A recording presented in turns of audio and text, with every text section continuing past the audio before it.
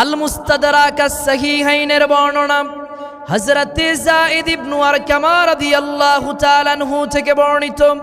সাহাবা একরাম একদিন আল্লাহর হাবিবের কাছে জানতে চাইলেন, মা হাযিহিল আযাহি, ওগো আল্লাহর হাবিব আপনার কাছে আমরা জানতে চাই এই কুরবানিটা কি? নবীজি বললেন, সুন্নাতু আবিকুম ইব্রাহিম। ও আমার সাহাবীরা, এই কোরবানিটা হচ্ছে তোমাদের পিতা হযরত ইব্রাহিম আলাইহিস সালামের সুন্নত। সুবহানাল্লাহ। সাহাবা একরাম নবীজির কাছে আবেগ ভরা হৃদয় নিয়ে আবার জানতে চাইলেন, ফামা লানা ফিহা ইয়া রাসূলুল্লাহ, ওগো আল্লাহর হাবিব এই কুরবানি করলে আমাদের কি লাভ হবে?